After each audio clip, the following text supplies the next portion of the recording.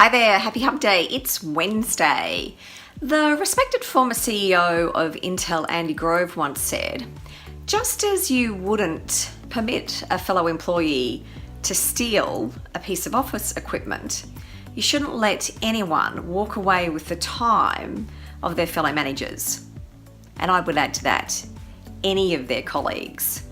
And yet often we see this happen in organisations because a person is stealing your time if they're engaging with you in an unproductive conversation, if they're getting you to come along to a meeting that doesn't add any value, if it's a team member of yours and they don't know how to influence, and as a consequence you're having to constantly get involved in conversations and remove roadblocks that you shouldn't need to get involved with. So it's really important to think about, how do you make sure that the people around you, your team members, are able to influence, are able to step into the conversations that they need to have? Because if you've got team members who are ineffective in communicating, ineffective in how they build relationships, and ineffective in how they negotiate outcomes, you're going to be spending a lot of your time in conversations that you shouldn't need to be involved with. And already in organisations, the expectations on you are huge.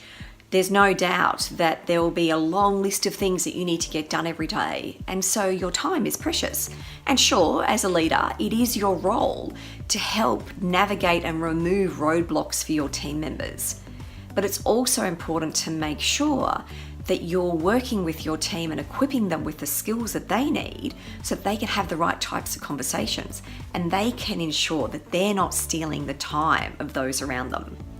It's interesting, back in 2012, McKinsey Global Institute did some research and they found that the average worker spends about 61% of their working week searching for information, communicating, writing emails. Now sure, out of that 61%, there would be a portion that is good, well-used, productive time. But I'd also hazard a guess that there'd be a big chunk of it that's not productive. And there's been further research which found that approximately the average office professional spends 31 hours a month in unproductive meetings.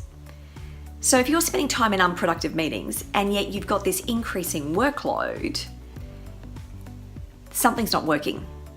So you're expected to deliver outcomes, you're expected to get stuff done. And as I've spoken about before, we all know that one of the things that motivates us, one of the things that makes it feel good in terms of the work that we're doing, particularly when we're working hard, is that we're seeing progress. The research that I've referred to in the past is research that was done back in 2010, and it found that one of the biggest factors in motivating people at work is showing that sense of progress. But it's really hard to show a sense of progress if you've got a huge amount of time that's wasted, be it in unproductive meetings or unproductive conversations, or if you feel like you're constantly having to intervene in conversations that you don't need to get involved with. So the key thing here is to think about, how do the people around you influence? And most particularly, how do your team members influence? Because the organisational hierarchies don't exactly work the way they used to work. It's really important to understand the organisational dynamics, to understand relationships in organisations and who influences who. So that you're not only looking at your network, but you're looking and understanding the network that your team members have, and you're coming together collectively to see how that works. Where are their gaps? What's working? What's not working? That you're understanding the influencing factors that operate in your organisational system, because all organisations are systems, and that you have that understanding about how you can sometimes navigate through that back door, and then providing the support for your team members to be able to do that. You can't, as a leader, do it alone. And even if you're not in a leadership role, you still need to have people around you who understand and have the ability to influence. Because if your teammates can't influence, that's going to impact your ability to get stuff done as well. So remember, influence, it's not a solo pursuit. You really want your colleagues, your teammates to all be able to understand how to influence, and influence for good, so that you get things done in your organisation. Take care, and I'll see you next week.